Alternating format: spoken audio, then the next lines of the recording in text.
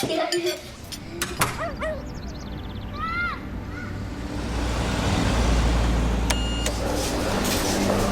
one.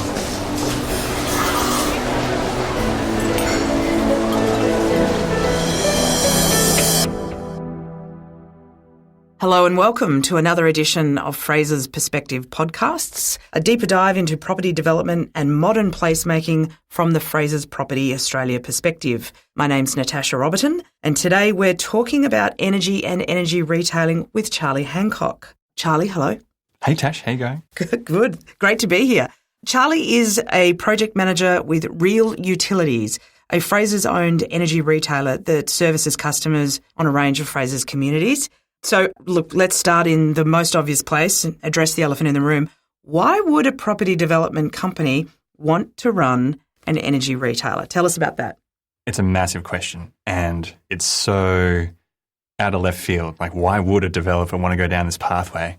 And I think we identified early days that there's an opportunity for us to, have an interaction with our customers beyond that point of sale. So it used to be, you build a property, you hand over the keys, and that was it. And in building an energy company within a property developer, we have this ability to sort of, in a coherent way, work together with our property team to deliver an ongoing benefit to our customer. And what I mean by that is both a great customer experience in terms of it's almost seamless. They don't need to worry about contacting 8 different energy retailers who never remember their name or anything like that. We can do it easily and quickly. And then there's also the other benefits in terms of our promises to consumers around being cheaper, greener and simpler. I'll go into those a little bit if you like. I would love to know. So tell us how Real Utility stands apart from, say, the big 3 retailers that we all know by name. For sure. So a little bit of background on the big 3 is that they all own their own generation assets. So they all own their own coal-fired plant or gas-fired plant or some solar farms or wind farms, whereas Real Utilities is a much smaller player in that field at the moment. And what we do is we purchase our energy in bulk, typically from the big 3, and then we can pass on bulk savings to our end users. And what that allows us to do is put a promise down that we will be cheaper than those big 3.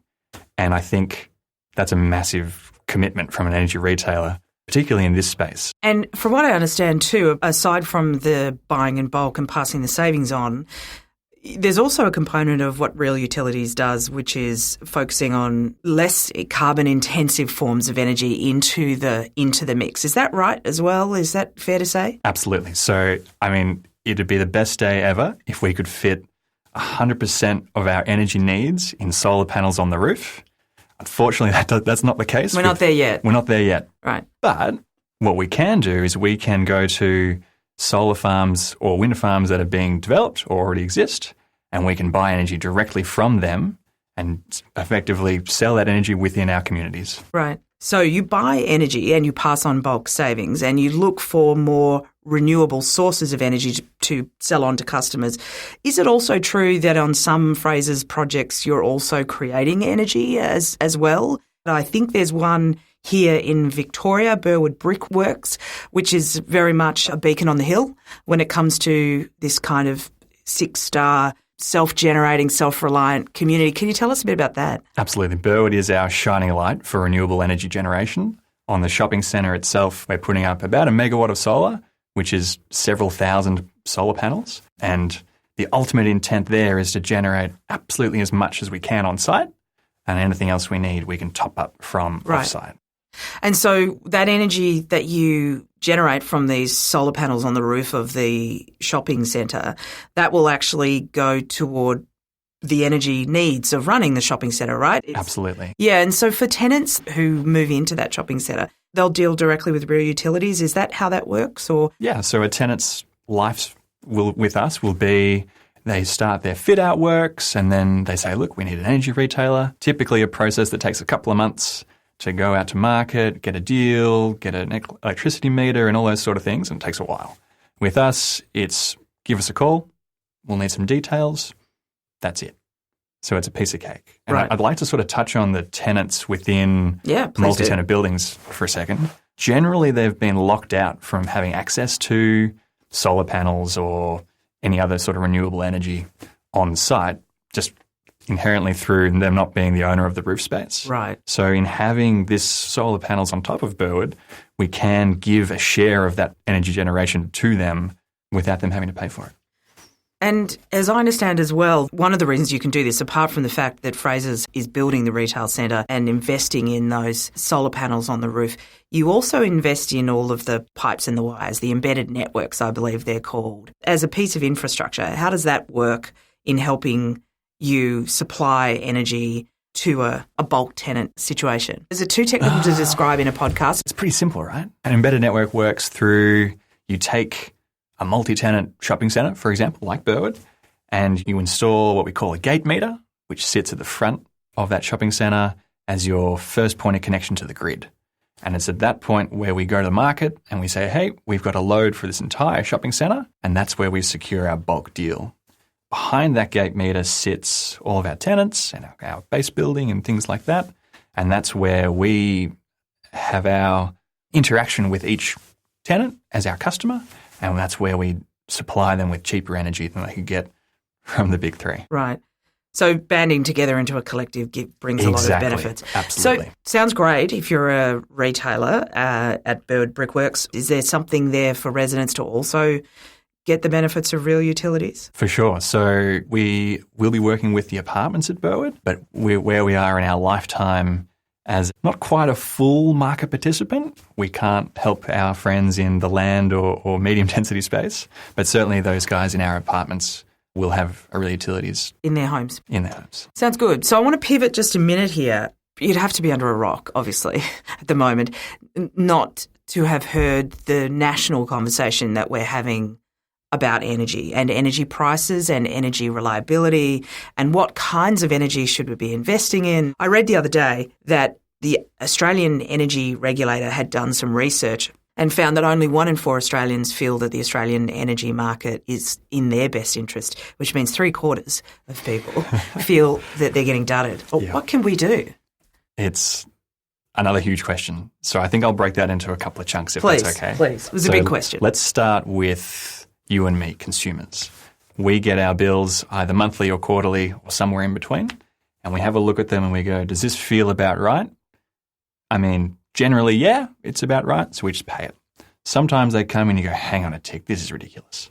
And I think so many people are now asking that question because no matter how many LEDs they install, how often they don't run their air conditioning because it's expensive, they still come in and find their bills are too high. Yeah. And so there's this other end of the piece beyond just controlling what we do as our day-to-day usage. It's our energy price. So this energy price, exactly as you hit on, is driven by what the big three retailers really are doing on the generation side. And so obviously with Hazelwood closing in 2016, that was a huge surprise to the market. They gave the market 3 months notice before taking out, I think it's 15% of the load within Victoria, which is massive. Yeah. The price tripled. Within a few months, that increase in price had filtered through from our biggest commercial industrial users down to our residential friends. And there was a huge outcry from industry, from other retailers even, saying we can no longer buy energy at a price that is any good, basically, and we have to pass on these higher costs to our end users, which is you and me. And so there's a real challenge the industry faces towards the future. We've seen a roadmap for closures of coal plants that is supposed to be done in a consistent and regular fashion. I frankly don't believe that's going to happen. I think at the end of the day, owners of these coal-fired plants are not incentivized to keep them running if they're not profitable. Right. And if they're not profitable, well, then they don't need to run them, such as what happened at Hazelwood. So my feeling is more that these coal-fired plants will come offline in a less than ideal way and we'll pay for it. So you think, if I read you right there, I think what I hear you say is you feel like it'll be worse before it gets better. There'll be reliability and affordability, continuing problems there before we get our act together. Do you think that the answer is you're more around investment in renewables, and is that enough to manage the base load power requirements that Australia has? Because that's really a big question too. I know we've just had our election, which was supposed to be a little bit climate change driven, and unfortunately we're still in a bit of a policy vacuum with regards to investment in renewables. Right. But I think touching on the baseload point is that baseload was initially a concept built around what generation we had at the time. So when we started building these coal-fired plants, they're very stable. It takes them a long time to ramp up production and ramp down production. What we're seeing now is with wind and solar, batteries are starting to come in, hydroelectricity. These are, significantly faster in their ability to change the amount of power they put in or take out of the grid. And with that comes the ability for us to shift when things happen. So I'm not sure if you've got one at home, but a lot of homes have electric hot water units that come on after 11 o'clock at night. Yep. Now, if we've got a huge take-up of solar, then wouldn't it make more sense if those hot water units were perhaps heating during the day and taking that excess pressure off the grid and just heating hot water during the day? And therefore, this base load concept becomes fluid. And what we find is that our nighttime loads really just become our commercial and industrial sort of users, so big smelters and manufacturing plants and things like this. Whereas during the day, we can shift a ton of our load to being when the sun's shining and take advantage of it that way. Yeah. And I guess the thing is too, battery cell technology is coming along in leaps and bounds. And so you can capture and store energy at the residential level, I guess, yes. Even when the sun isn't shining. Correct. I think I agree with you that there's clearly a bit of a policy vacuum. I hope very much, though, that there seems to be still quite a bit of investment in the renewable sector. And so there's good signals there that we're going to get there. From a real utilities perspective, is that the goal? We started with the question about why does a property developer want to be an energy retailer? The fact that it gives you an ability to pass on benefits to your customers, create strong relationships at the community level, makes perfect sense to me.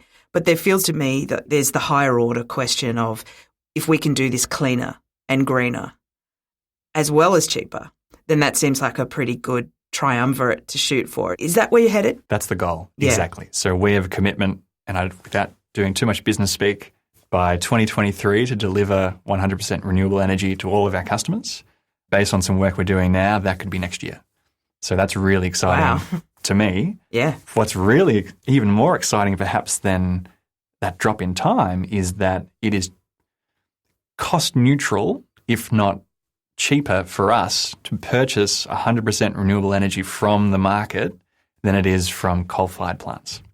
And that's astonishing because in the past, the cost of energy from those sort of coal-fired plants was extremely cheap. Renewables are now there. And you're right, absolutely, that the level of investment from whether it's local or internationally, despite a policy vacuum, has had this much of an impact on the market. I guess that goes to demonstrate the level of certainty that the market is showing in this move that's being made. Yeah. And it sounds like Real Utilities is very much right there as it's all happening, which is wonderful to hear. Before we close out today, I wanted to ask a little bit about what your reach is, because of course Real Utilities, as I understand it, is really tied to Frasers communities and Frasers customers. So how long have you been going? How many customers do you have today? What does the ramp up look like for you? Really good question. Certainly our view is to become what we term a full market participant. So this will let us play not only within the embedded network space, but also at home for you and me. So this opens up a huge number of Frasers Properties development that we haven't been able to touch in the past. Okay. In terms of where we are now and where we've come from, we're approaching 2 years as being called Real Utilities as opposed to being called Project Energy Co. So I think that's exciting. Right. We've got about 600 customers and the ramp up is coming close. So our next few sites are the Burwood Brickworks in Victoria and Eastern Creek up in New South Wales. They're our next 2 major sites. And then really we're going to roll from there, growing at about 1,000 customers per year, Awesome. All being well. So it's a really exciting time to be a part of Real Utilities and the work that Frasers is doing in this space. Wonderful. Charlie, thank you so much for coming in and telling us all about Real Utilities. To me personally, it's another fascinating Frasers perspective. It's always interesting to hear these stories, these highly innovative projects that come out of Frasers that don't at all sound like what a normal everyday traditional property developer would engage in. So thank you so much for joining us today. And until next time, for those listening, thanks for listening. Thanks for having me.